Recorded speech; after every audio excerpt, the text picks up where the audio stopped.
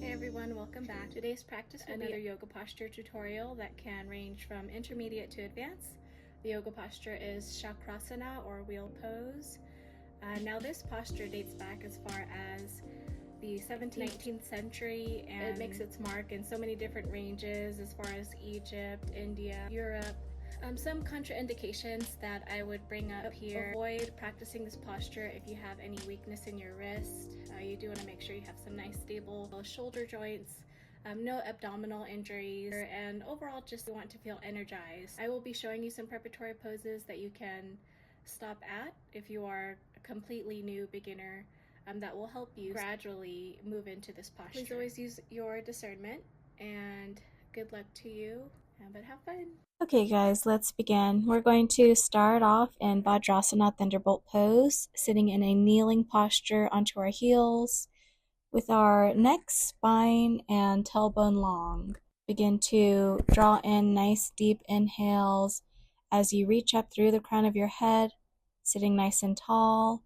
Exhale to release down through your shoulders, letting them float away from your ears. Draw down through your tailbone, let it reach towards your mat, and extending our exhale so that they are the same length as our inhales. We want to just take a few moments to release any tension here so we can go into this posture completely relaxed. On every inhale, breathe in a nice, deep, revitalizing breath.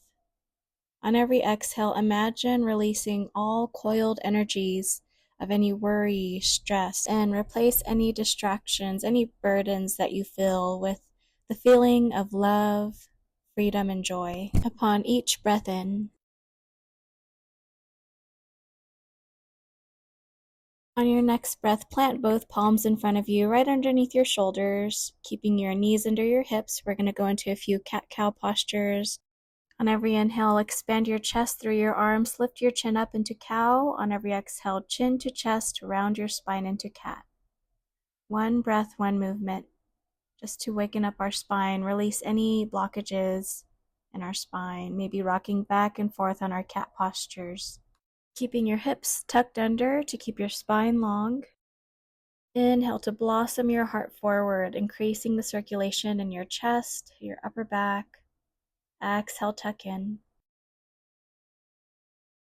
One more nice deep breath in to expand in your cow posture. And when you exhale back into your cat posture, maybe rocking side to side, letting your head move naturally with the movement of your shoulders, just to further open in between your shoulder joints. Come back to a straight spine, spin your forearms and thumbs inward, and step your feet back into Adho Mukha Svanasana, downward dog. And just walking your dog here, bending one knee then the other, just to release any tension in your calves. Keep your hips up nice and high, spine long as you let your head and your shoulders fall towards your mat. And finding deeper relaxation here in this posture by moving your shoulder heads forward and back, alternatively to massage the space between your shoulders. And while your spine grows more flexible and longer here, allow yourself to just breathe. On your exhale, walk your feet forward into Uttanasana, stretching your upper body down towards the mat, and just exploring your own ways to deepen the stretch. Maybe looking left and right, up and down, maybe breathing forward into a forward fold. This posture will require a lot of spinal strength, so we do want to do what we can to loosen and create more flexibility in our spine. Deep breath in to come onto your toes, hips nice and high, and exhale, ride your tailbone down to the mat while staying onto your toes, tucking your chin into your chest. Go into a forward seated stretch by slowly sitting back down, extending your legs forward, and then finding length through your arms on your inhale, holding over your legs on your exhale. Relax deep into this stretch, pressing out any congestion or heaviness as you exhale. There are a few ways to practice getting into Chakrasana. The very first way I'll show you is by coming first into a reverse table posture, bending at the knees, bringing your feet onto the mat, and stepping your hands behind you, fingertips facing forward. Big breath in to rise up through your waist, grounding down through your hands and your feet. exhale to sit down. And we're going to do that 2 more times, attuning each motion with the rhythm of our breath. On every inhale, rising up. On every exhale, floating back down.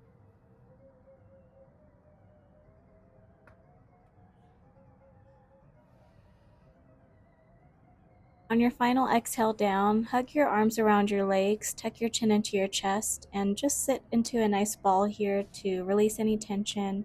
Just a nice reverse posture to rest. And then sitting back again, but spinning your hands so your fingertips are facing back, raise your waist up and sweep your left hand up and back behind you as you gaze towards it. Exhale to release back down. We're going to do that 2 more times. And keep your neck long by lifting up through your crown. Inhale, lift up through your left hand, sweeping it up and back. Exhale to sit down. And we're trying to find lift here, so not collapsing down onto our arm or our legs. Find an upward current of energy through your heart space, through that left hand as you breathe in.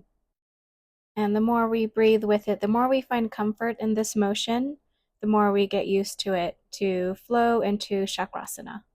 And then switching sides here to find balance and symmetry, planting our left hand down, becoming light on our right side. Inhale, float our right hand up and back, lifting up through our waist. Exhale down. And then practicing this preparatory pose a few more times on your own breath. Again, attuning each movement with each rhythm of your breath. And if you're ready, on your next breath, when we do that motion 1 more time, but this time we're going to spin our wrist inward so that our fingertips are facing the front of the mat so that we can float our right hand down to meet our left hand, coming into full wheel pose, Chakrasana.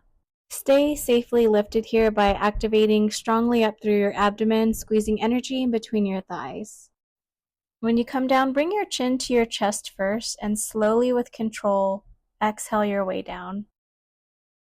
And while you are regaining your breath control, you can begin to rotate your wrist in both directions to relieve any tension from this arm balancing posture. So even if it's not your first time, you may have panicked a bit in this posture, you can begin to slow down your breath here. Now, if that small sequence was a little intense for you, I'm going to show you a way that's a bit easier, an easier set of preparatory poses to practice this posture. So while pressing our chin to our chest, ground down through your feet and shoulders and raise your pelvis up on a count of 3. So raising it up slowly, your back coming up last, and then you can rest by bringing the soles of your feet together, flop your knees open, and breathing here. And so we're going to flow into this bridge pose a few more times, but the next time you lift up into your bridge pose, interlace your fingers underneath your lower back, practicing that foundation of keeping your core nice and activated and lifted, rolling your shoulder head so that your shoulder blades are moving closer behind you, your fist moving towards your ankles. Exhale, come back down to a rest, bringing the soles of your feet together. Keeping a steady breath flow is so important in Chakrasana because it can become a little intense. So let's just come back to our breath, one hand on our belly, left hand on our heart. Just a little reminder to stay in tune with your breath. And then coming into that bridge pose 1 more time, interlacing our fingers underneath our lower back with maybe the other pinky on top. Pressing our chin into our chest, again staying lifted through our bellies, just remembering that foundational lift that will help us get through our final wheel pose. Inner thighs squeezing in towards each other, staying grounded and rooted through our feet. Exhale down to rest and find your breath before we get into our Chakrasana wheel pose. 1 hand on your heart, 1 hand on your belly. Nice deep belly breaths to unblock any tightness, any stress that may hinder you from getting into this posture. And then I'm just showing you here how you're going to lift up into the posture. So bringing your hands at your ears, fingertips facing forward as you lift up into that bridge pose.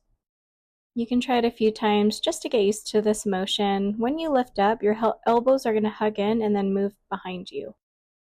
And for the position of your feet, you don't want your feet too far forward or too far back. You want to find that nice in-between position where you can feel most stable.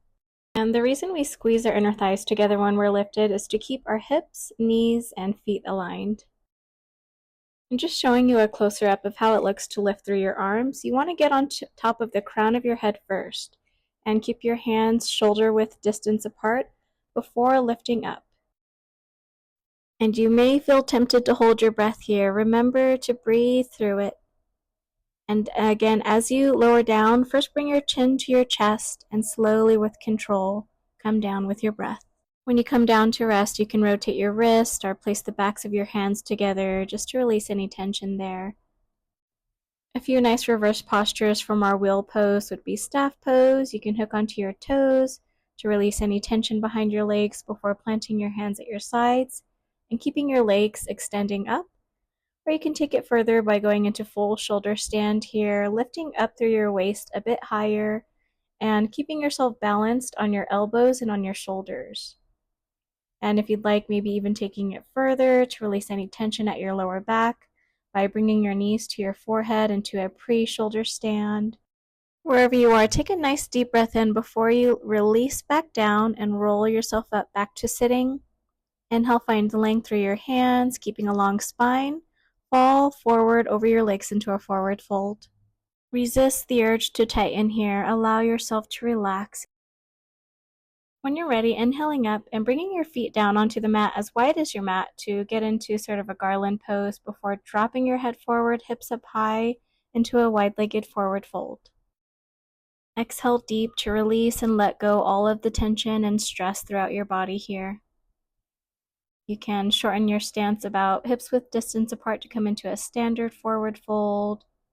On your next inhale, reach forward through your head into a half lift. Exhale deeper into your fold, and then just doing that a few more times, releasing, surrendering down on each exhale.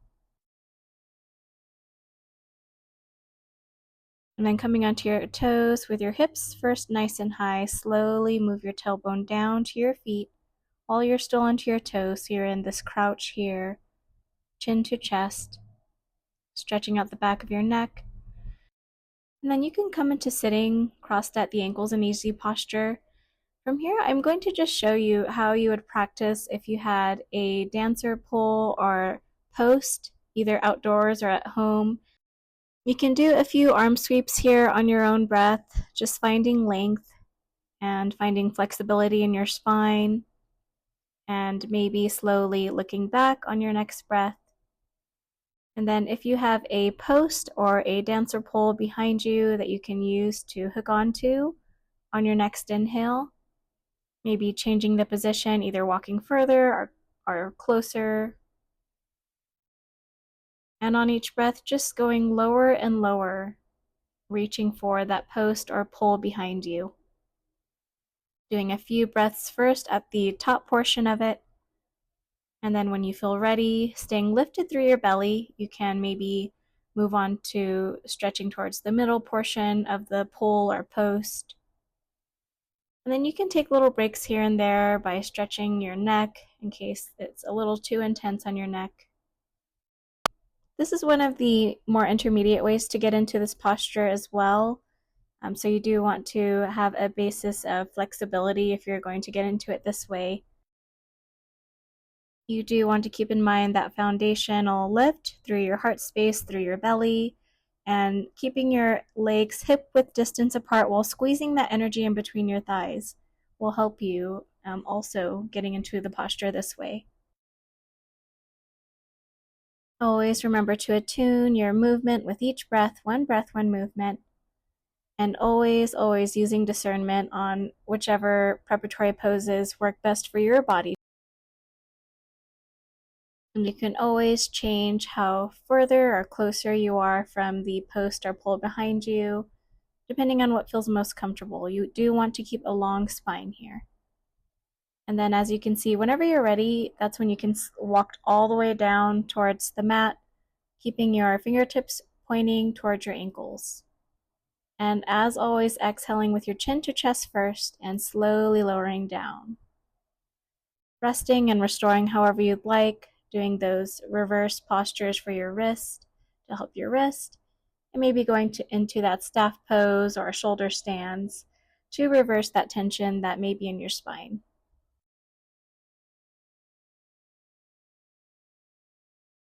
Once you are done venturing into this posture, you can end your practice by coming into sitting and inhale, extending one arm up to place one hand on your ear to just stretch the side of your neck there, maybe moving your head more forward or back, depending on what your body is speaking to you. Staying there for a few breaths before stretching out the other side of your neck by placing one hand on the opposite ear, extending your other hand out parallel to the mat. Taking a few deep breaths as you come back to center, just to shift yourself back into ease. And as I mentioned earlier, this is an ancient posture, a sacred movement that was practiced centuries back.